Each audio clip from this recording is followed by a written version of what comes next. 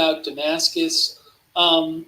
So it's not confirmed. I saw some sources online reporting some explosions in or near Damascus. It seems like those are probably Israeli attacks because Israel frequently strikes in and around Damascus, especially when it believes Iran is trying to bring weapons into Syria.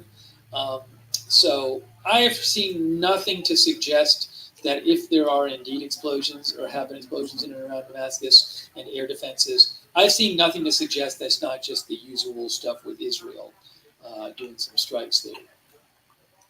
If I hear otherwise, I'll let you know, but that's what it looks like to me.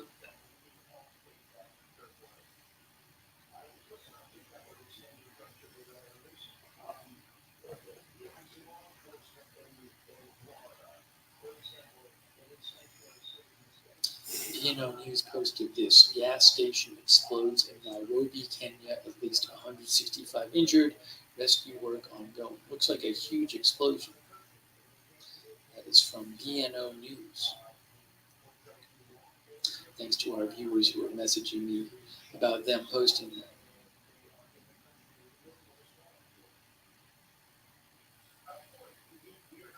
Let's look at this report from the war zone. I like the war zone.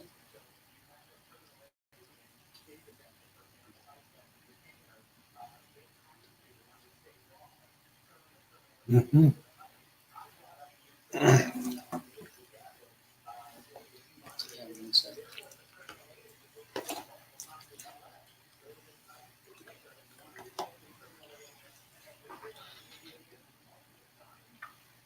Mm-hmm.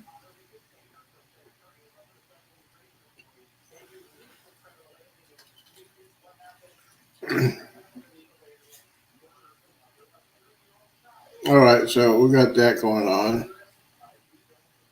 We added the Z show because this Here, is the war zone says Iranian proxies scattered ahead of looming U.S. retaliation strikes. Plans are already leaking about the extent of the expected attacks in response to the deadly drone strike on the U.S. soldiers in Jordan. Yes, we're seeing multiple outlets say they've heard from U.S. officials about what this might look like, this response. And before I get into this article, just remember CBS News already had a report today on this.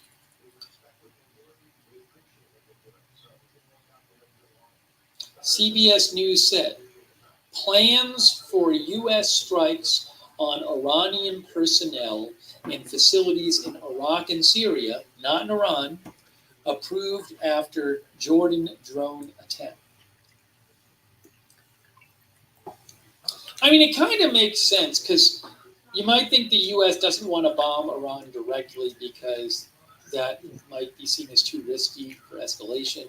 But if they don't attack any Iranian forces and just attack Iranian proxies, groups who do Iran's bidding, then it might not be seen as deterring enough to Iran. So I wouldn't be surprised if part of this is attacking Iranian personnel and facilities, but not in Iran. So you're trying to make it serious enough to deter Iran, but not so serious that it's going to create a wider conflict. Let's see here. So again, CBS News said U.S. officials have confirmed to CBS News that plans have been approved for a series of strikes over a number of days against targets, including Iranian personnel and facilities inside Iraq and Syria. It does not say inside Iran. These strikes will come in response to drone and rocket attacks targeting U.S. forces in the region, including the drone attack on Sunday that killed 3 U.S. service members in Jordan.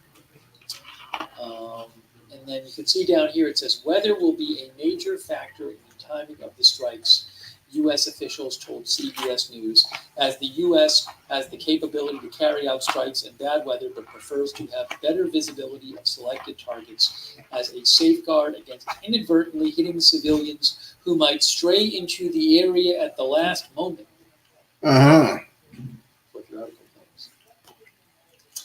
Eden Jane K. White says, I think it'll be within hours if they begin.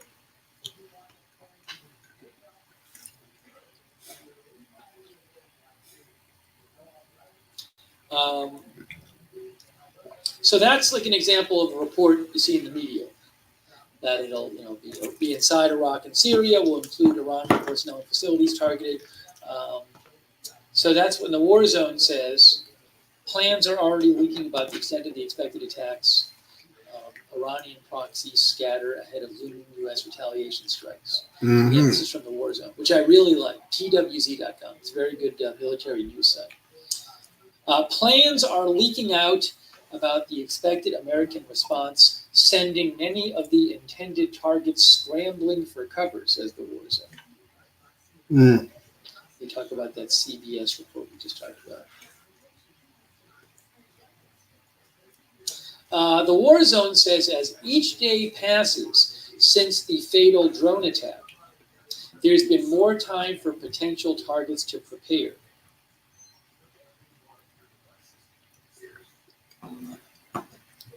The Syrian Observatory for Human Rights organization, which I believe monitors Syria, if I have that right. Where is it here? I'll tell you what they do.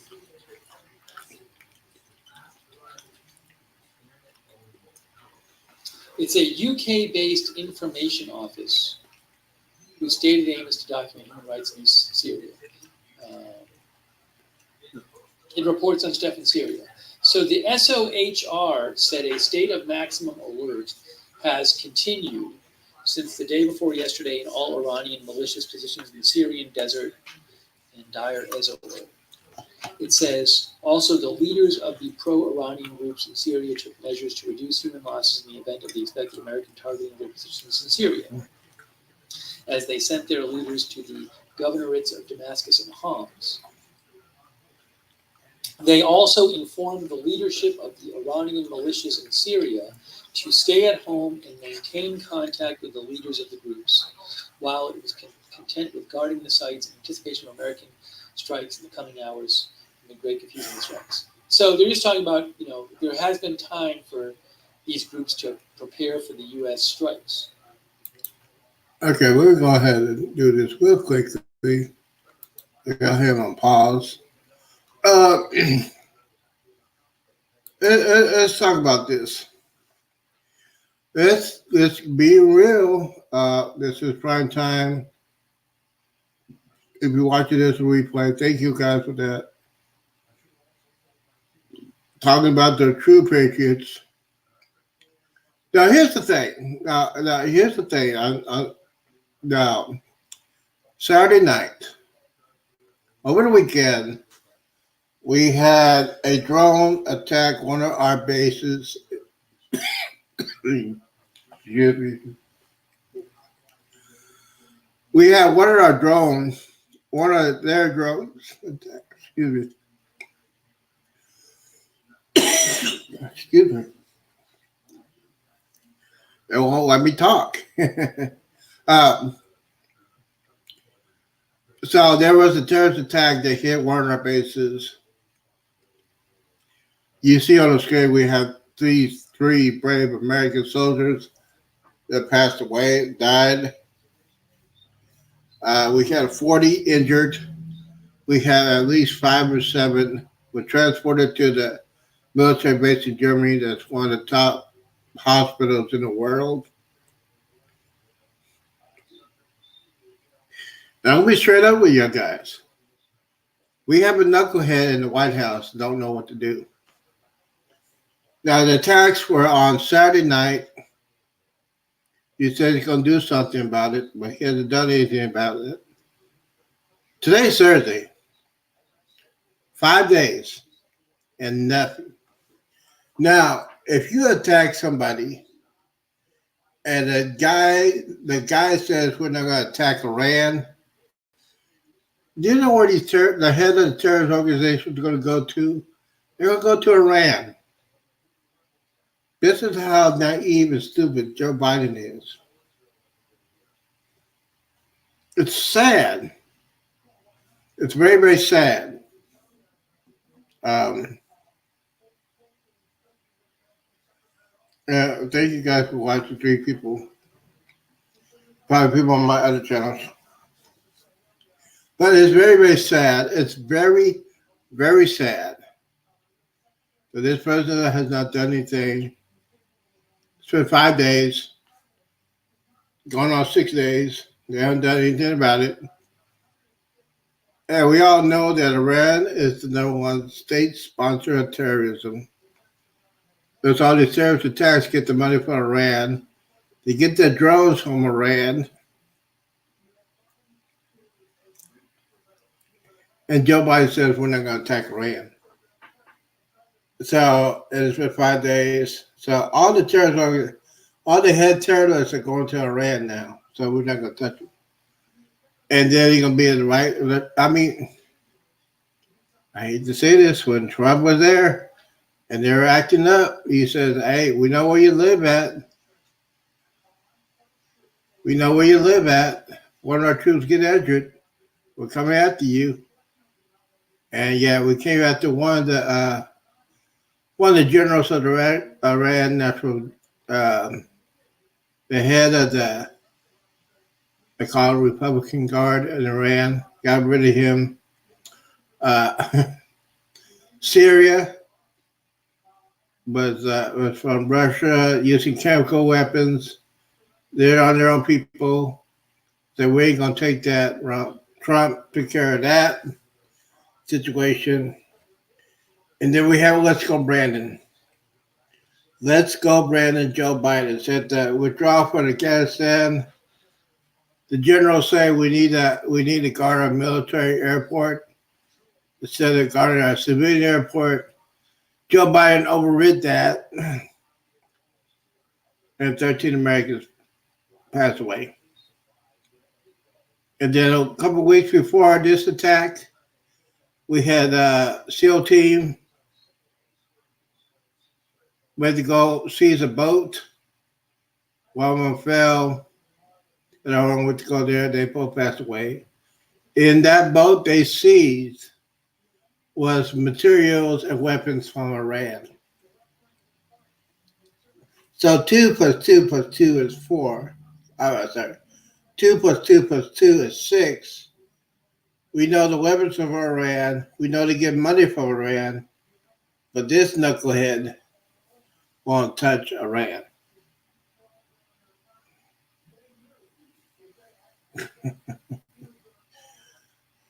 Oh, boy. So we go back here. I think he's going to talk about Secretary of Defense. We'll go ahead and do this real quickly.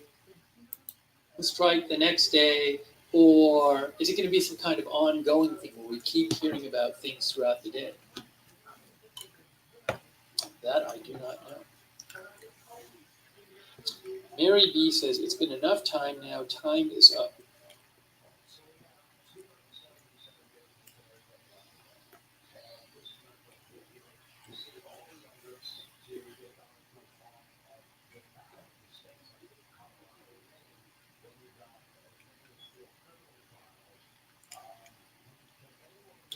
It is 6 o'clock in the morning, Iran time. 5:54 Iran time. Now, I think next we should look at what Defense Secretary Austin said. yes, let's go ahead and put him on. Security officers UK says Middle East war could further destabilize countries and governments. This could lead to power vacuums, increased extremism, and the rise of non-state actors. I think the Biden administration certainly wants to avoid a larger war in the Middle East. If there's a lot more fighting there, if the conflict expands, you can have many more people get injured and killed. It would be very expensive for the U.S., huge economic consequences. Price of oil could skyrocket, for example.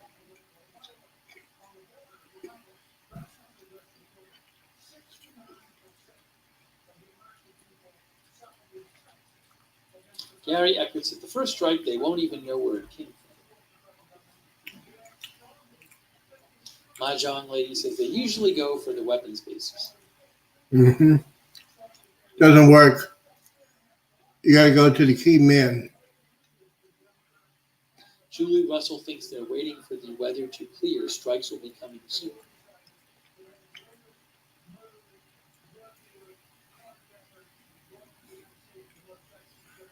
Why don't we take a second and look at this? We should look at this. All right. We should look at this. Let me look at the weather.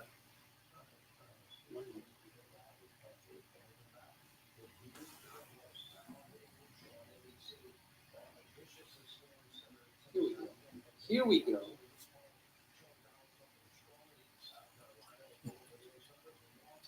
All right. Let's see. I think he got something coming up. We're going to look a little at what Secretary of Defense Austin had to say about this. Today. Let's go. Now, this is the Secretary of Defense. He's going to set it up for us.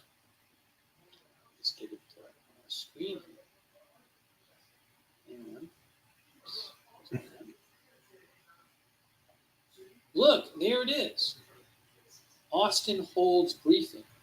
But I want to say earlier today.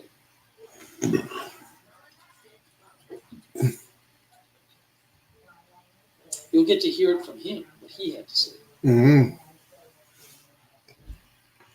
Now, this get ready to be a Pentagon press briefing earlier today. As soon as he loads it up, you'll hear it.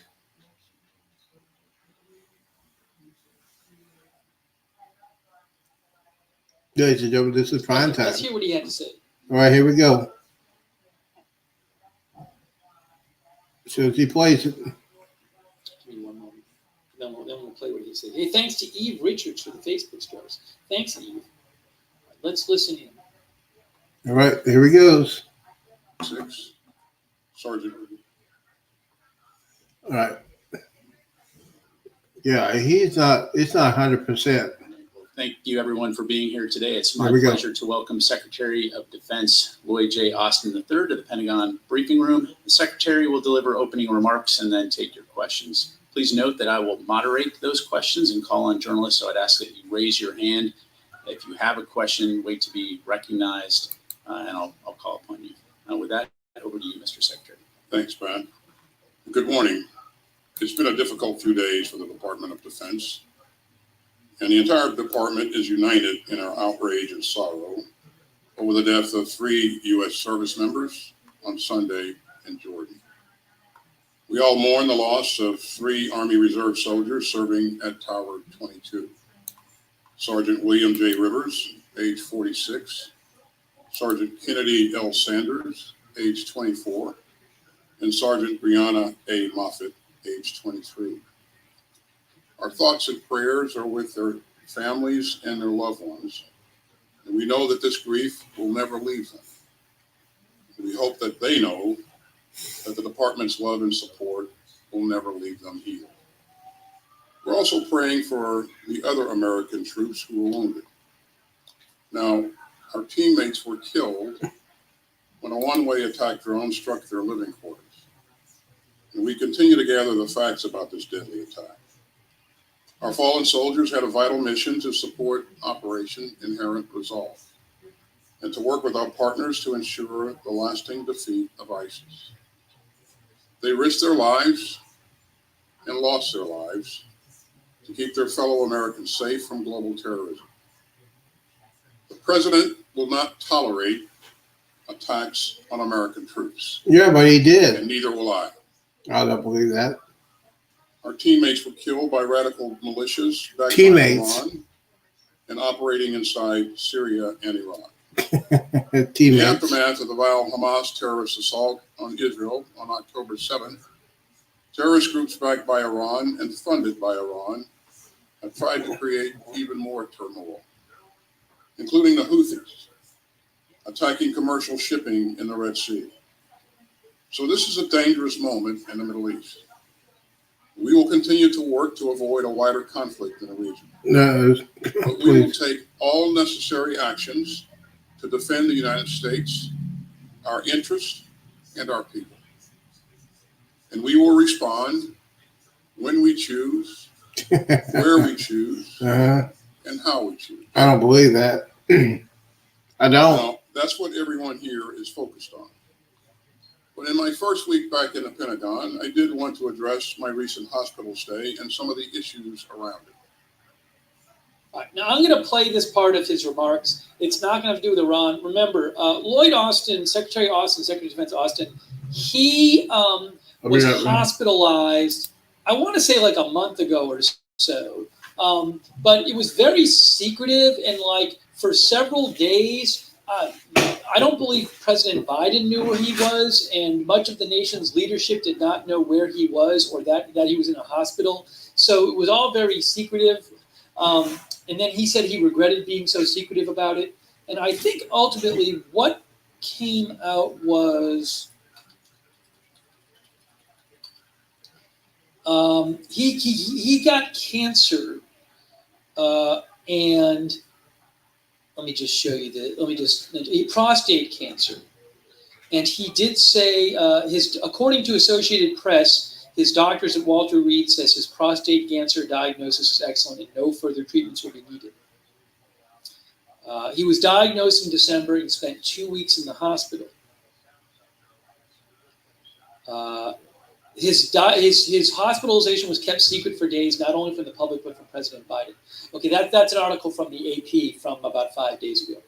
Anyways, normally I would only play the stuff where he talks about Iran, but I think it's interesting to just hear what he says about this. I don't think it'll take very long, and then he'll get to the Q&A where he talks more about the Iran response. But this is in case you didn't know the background, that's what he's about to talk about right here. I'm recovering well, but as you can see, I'm still recovering. Still having some leg pain and doing physical therapy to get past it. I'm deeply grateful to my doctors and the nursing staff at Walter Reed, and I very much appreciate all the good wishes. But I want to be crystal clear. We did not handle this right. I did not handle this right. I should have told the president about my cancer diagnosis. I should have also told my team and the American public. And I take full responsibility. I apologize to my teammates and to the American people. Now, I want to make it very clear that. And really quick, just to clarify, he spent 2 weeks in the hospital following complications from a prostatectomy. Which is that's and that's from the AP report. Johns Hopkins Medicine says a prostatectomy is a surgical procedure for the partial or complete removal of the prostate. And then after that procedure, I believe he went home and then he wasn't feeling well and had to go back to the hospital. Anyways, I'm not going to get into all the details of that now, but we want to get to where he talks about the Iran stuff, which he'll be coming up, but I just want to let you know that. There were no gaps in authorities and no risk to the department's command and control. At every moment, either I or the deputy secretary was in full charge. And we've already put in place some new procedures to make sure that any lapses in notification don't happen. In the future, if the deputy secretary needs to temporarily assume the duties of my office, she and several White House offices will be immediately notified, including the White House Situation Room. And so will key officials across the department. And the reason for that assumption of duties will be included in writing. Now, I want you all to know why this happened. I was being treated for prostate cancer. The news shook me. And I know that it shakes so many others, especially in the Black community.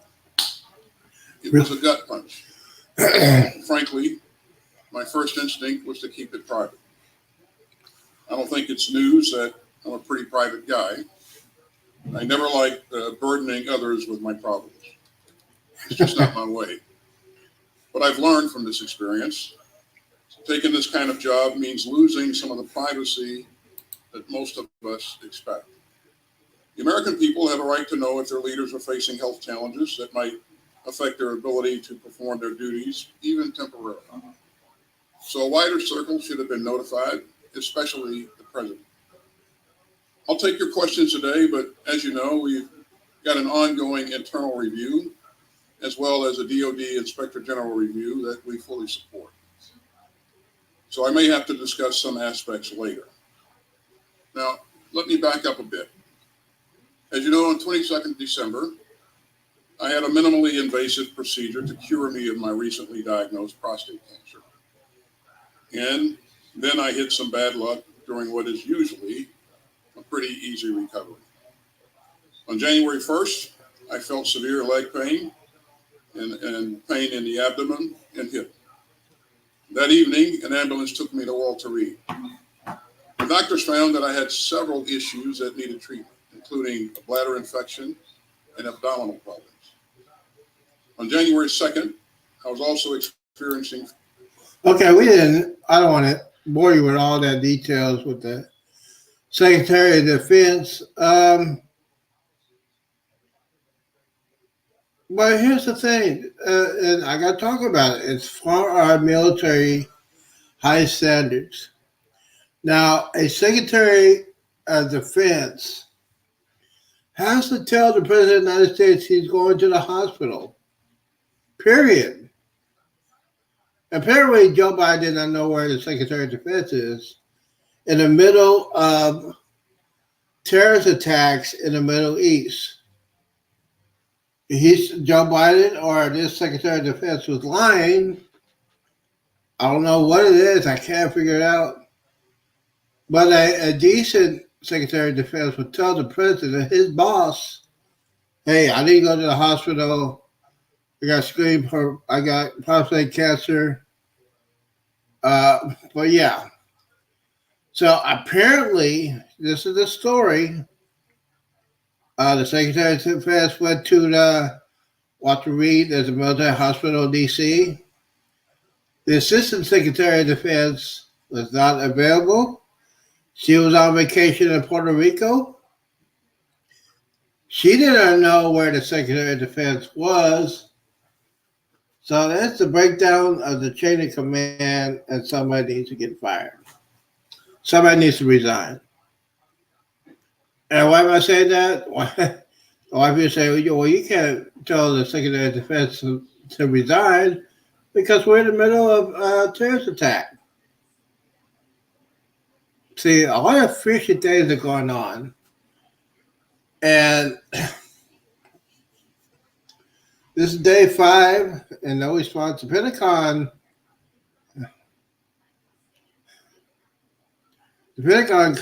got flat-footed. And this is not the first attack. It's been 150 attacks on our military bases, our ships, commercial shipping, and they deal with the prick shots going to get the empty warehouses and stuff like that. You need to hit the head of the snake. You need to chop out the head of the snake. Okay, let's see here. I think you take questions now. Okay, hold on. To keep this from the White House, did you direct your staff or others to keep it from the public?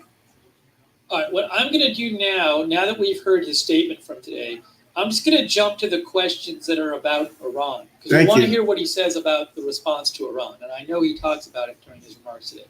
But I'll skip over the questions about his going to the hospital and not telling everyone. So yeah. Bear with me as I do that. It might take, give me a second. I'll kind of cue it up here.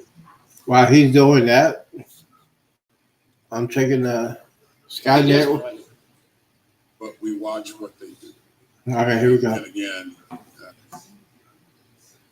to answer your question on whether or not I directed my staff to conceal my hospitalization from anyone else, the answer is no. In terms of my response to KH's statement, we always listen to what. Sorry. Part of the question was about Kataib Hezbollah, so I shouldn't have even forwarded it.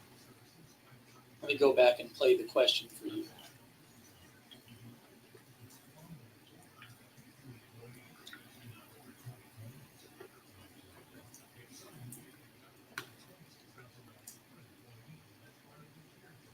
I need to get ready to go. Thank you, Mr. Secretary. You said that you never directed anyone to keep this from the White House. Did you direct your staff or others to keep it from the public and from other senior staff members? And if you did not, has anyone been disciplined for doing something that you did not tell them to do?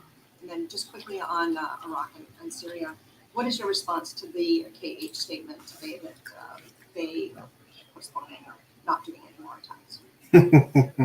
So she's referring to a statement by the Iranian backed proxy group Kataib Hezbollah, who said, I think it was yesterday, that they're temporarily suspending all attacks against American forces. Kataib Hezbollah is one of the, I would say, the prime suspects in the drone attack that killed 3 U.S. troops. The U.S. government has said that that attack had the fingerprints or the hallmarks of a Kataib Hezbollah attack. Good morning, Rita. To answer your question on whether or not I directed my staff to conceal my hospitalization from anyone else in that in terms of my response to KH's statement, we always listen to what people are saying, but we watch what they do. And again, actions are everything. Yeah, no, So we'll see what happens in the future. we'll see what happens in the future. Sir, during that time that you were in the intensive care unit, there was an airstrike carried out, a drone strike against an Iraqi leader of a militia. How is it that, do you regret that the authorities were not clear at that point? And what can you explain about what was going through your mind at that time? And then separately, there's been a lot of telegraphing about targeting and responding to the drone strike, so much so that the Iranian proxy leaders have left the country. Some are back in Tehran. Has there been too much telegraphing, or is the point not to kill any Iranian commanders? That's a good question.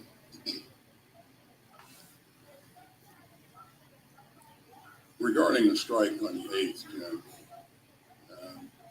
that strike was planned. I had made recommendations to the president on actions that we should carry out, and the president made a decision, and based upon that decision, authorities were pushed down to the Central Command commander. And as you know, a strike like that, you can't pick the precise time when that strike's going to take place. You want to minimize collateral damage. Oh my God, really? Right. And so the subordinate commander had the controls on that particular strike. So that I was very much involved in the planning and the recommendations for that, and we knew that that would take place within a matter of days.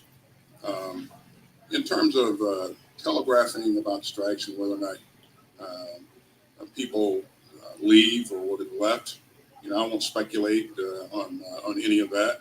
I would just tell you that we will have a multi-tiered response, and again, we have the ability to respond a number of times depending on what the situation is. Yeah, right. So yesterday we had John Kirby saying that the response, the first thing you see in the response is not going to be the last thing, right? So it's going to be multiple parts to this response to Iran. You have the Secretary of Defense today saying it's going to be a multi-tiered response. There's some reports out there that say the response will take days or weeks. So we'll have to see what it is. But we're just going over some of what Secretary of Defense Austin said today. We're talking about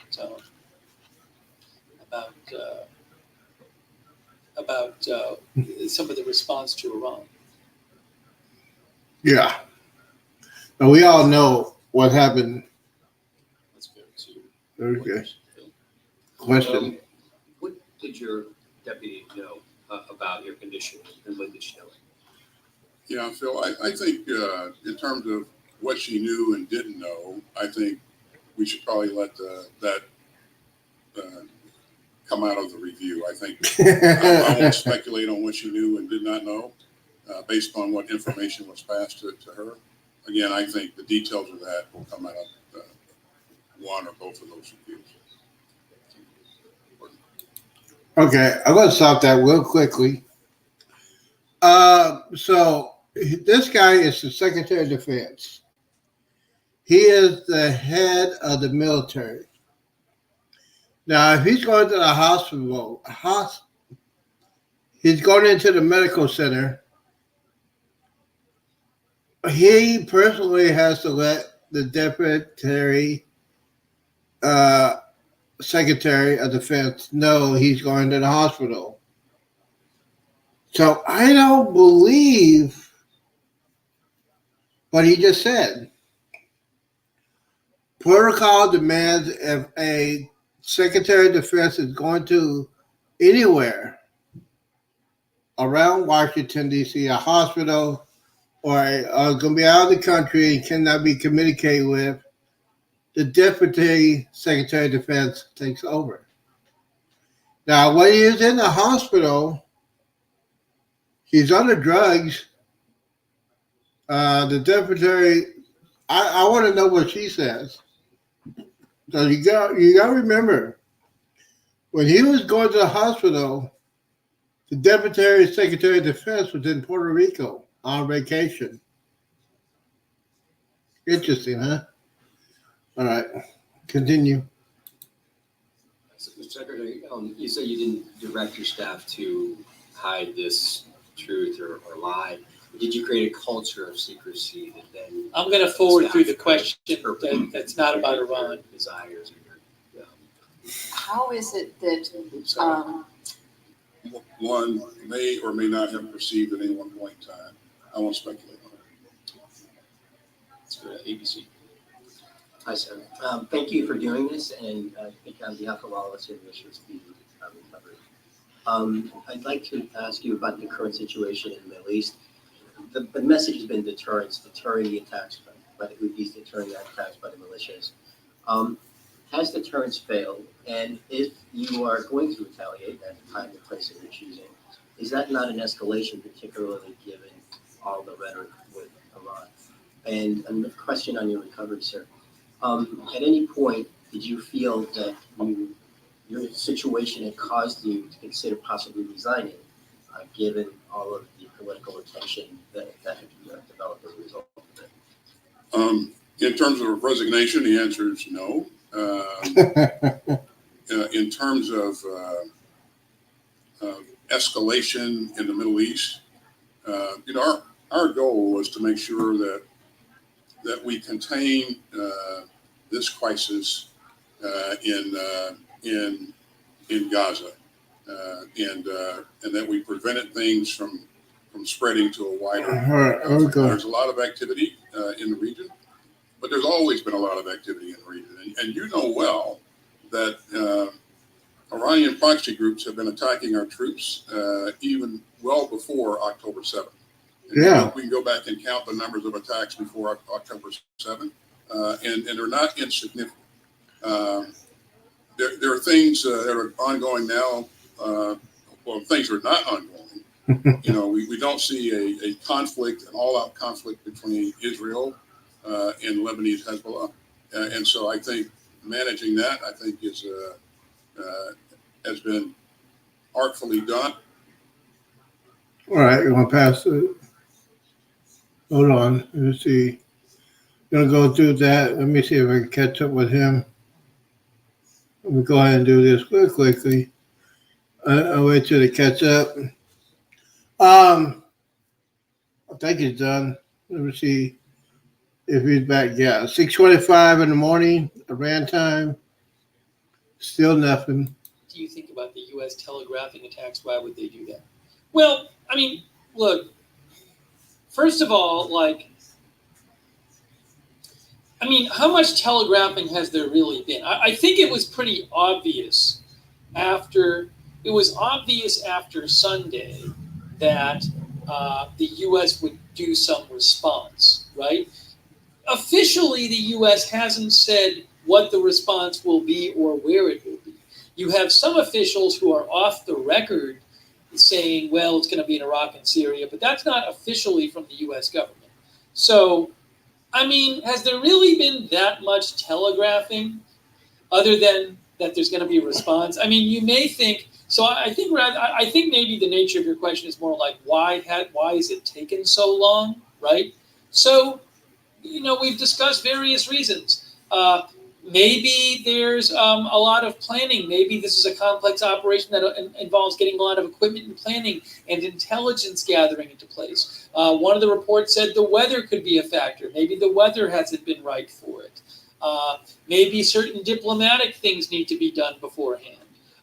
Or maybe the U.S. wants to avoid civilian casualties or heavy casualties because they don't want it to be so escalatory. There's that reason too. So you can imagine various reasons. Anything from it just takes time to plan exactly what's happening and to get everything into place, to maybe they want it to not be too escalatory, and try to do some kind of strike which kind of is strong enough to deter, but not so strong it escalates things. I can't say exactly, but it's not like the U.S. has said publicly, we're going to attack these 4 specific targets. That just has not happened. Here's this quote from, Here's this quote from the Wall Street Journal article today. It said, by signaling its intention well in advance of any strikes, the White House may give Iran time to reposition personnel and equipment, limiting the effectiveness of the U.S. attacks, analysts said, but it could also ease pressure on Tehran to respond.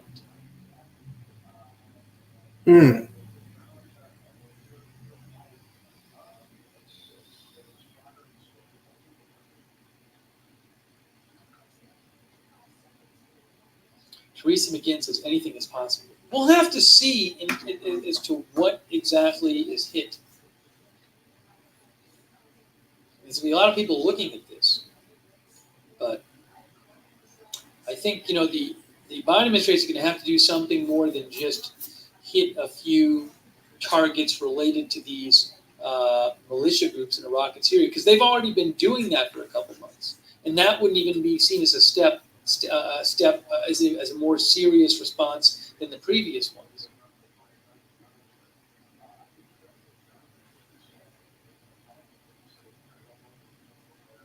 Johnny Cruz said they literally said they're going to attack at their choosing. Anyone in that region has a heads up to prepare. Well, I think that honestly, as soon as the news came out that 3 American soldiers got killed in a drone strike on a U.S. base, I'm guessing actors who act against the people who act against the U.S. in the Middle East probably knew when they heard that news, okay, the U.S. is probably going to do some response for this. I don't think they needed to read a report on ABC News or something about it.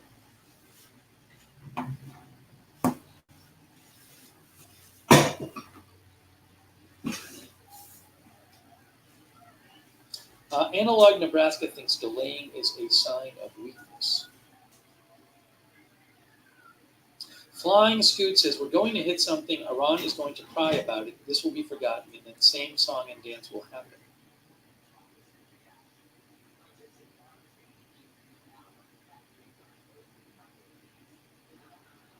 Wow, Chris Bartell says, shock and yawn. Wow, Chris. Hasn't even happened yet.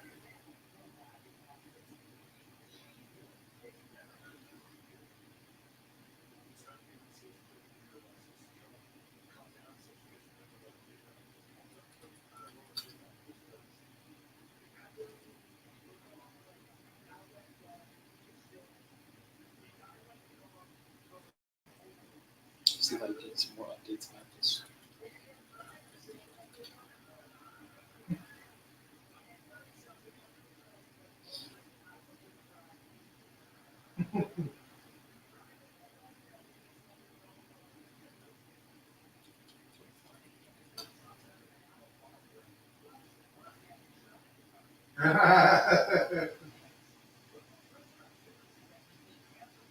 You can write to me on X at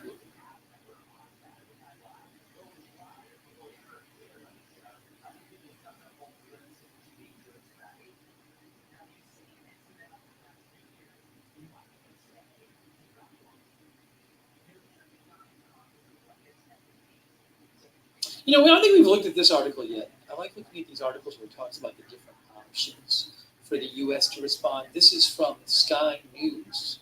What are Biden's options to respond to the drone attack that killed U.S. soldiers? The sporadic attacks the U.S. has tried so far haven't worked, but the deaths of U.S. personnel have changed the Middle East dynamic as Tehran continues to fund proxy militias.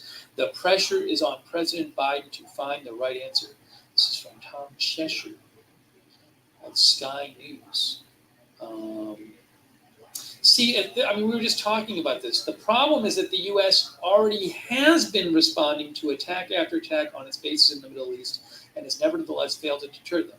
The U.S. has launched a number of strikes on militia groups in Iraq and Syria over the last several months. Look, the U.S. has retaliated to the over 160 attacks on U.S. troops in the Middle East.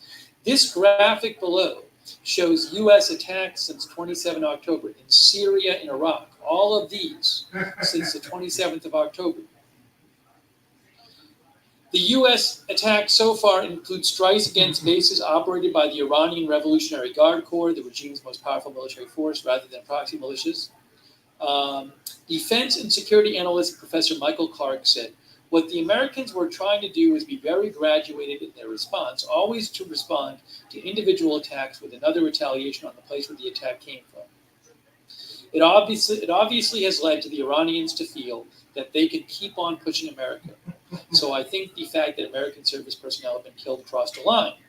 The Americans now have got to decide if they need to take a step up in terms of their response. Would a response that included sanctions or perhaps a cyber attack really be a step up? Many Iranian officials are already under sanctions, and there's domestic pressure on Biden to go further.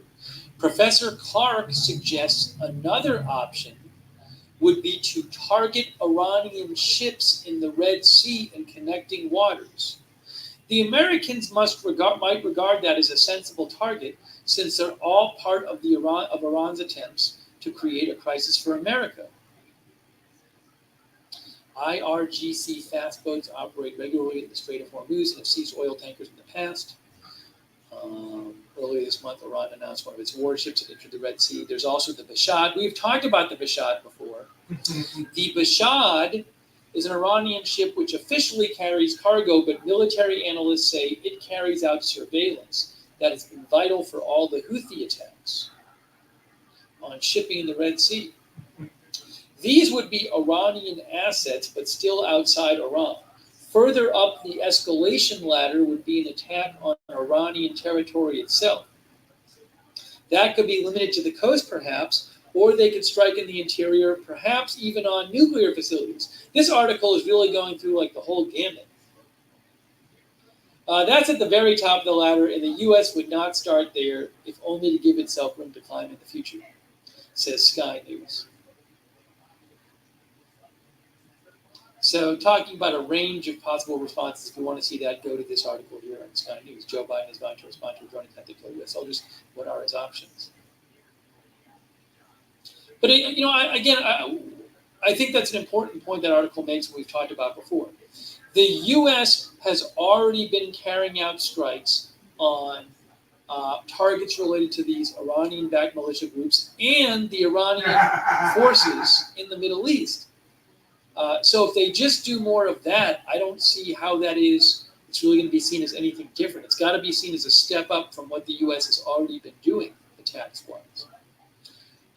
Doing business says that's why I think this is going to be a large campaign.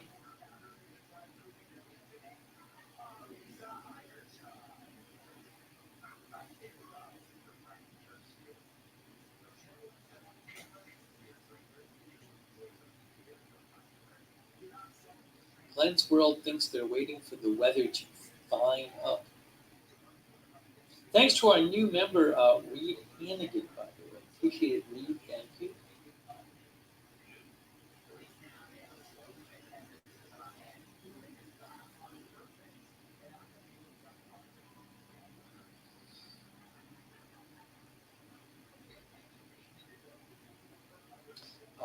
Our viewer, Nader Hunter, says we should kinetically disassemble their drone factories. Cashul thinks there will be a prolonged back and forth that will lead into an escalation of no return.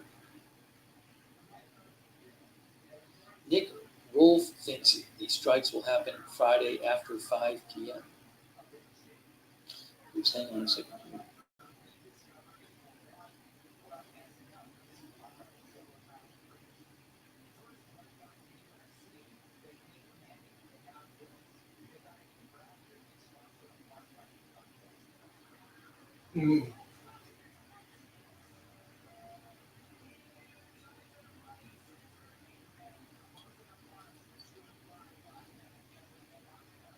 Give me a shout. Let me know your thoughts.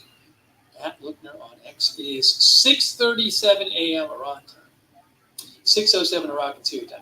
If you had asked me 3 days ago, if you had said 3 days ago, it'll be Thursday night, Friday morning. It's Thursday night right now, 10 p.m. I would have thought by now something would have happened. I'm actually surprised.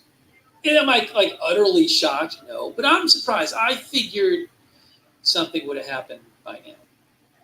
At least, the whole process would have kicked off.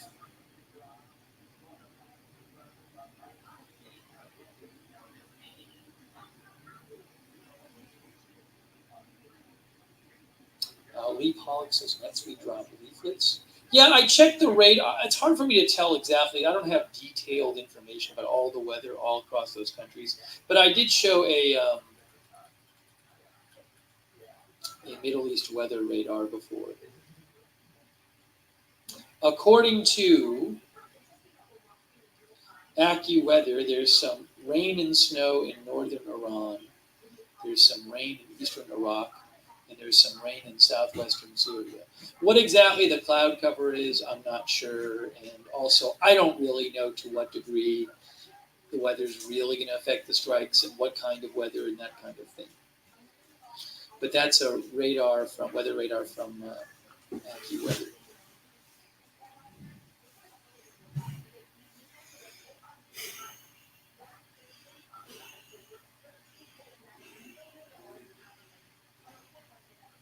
Tim S. says cyber warfare going on we don't know about, maybe.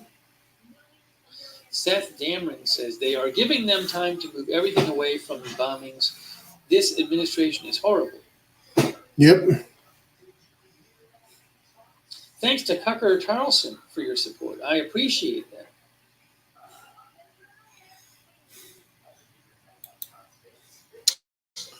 Well, all right.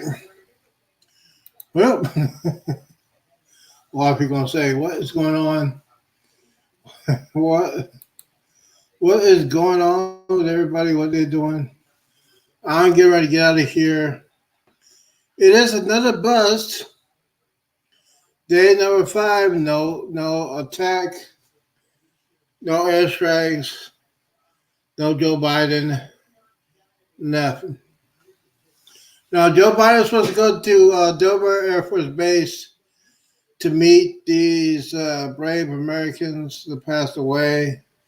Hopefully he won't put his arm up and watching the watch. Everybody in the mall are going to be watching that, see if he falls asleep or he's lost. So, but I'm getting ready to get out of here. It's been a long day. Don't forget, tomorrow afternoon, I'll be on. Tomorrow morning, I got to pay bills. So, tomorrow afternoon at 2 o'clock Central, 3 o'clock Eastern, I'd like to thank everybody that came on. Ocean, Butterflies, Go Beach Travels. Thank you for all your love and support. Thank you for the hours for every channel. So that's what I'm doing for all 3 channels. I'm not going to say my regular routine because that's just for the cruise channel. Let's see here. Let me go ahead and do this. I'm going to put this out there. Give me a second.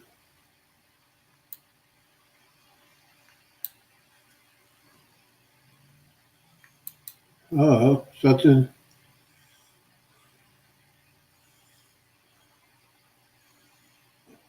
Hold on.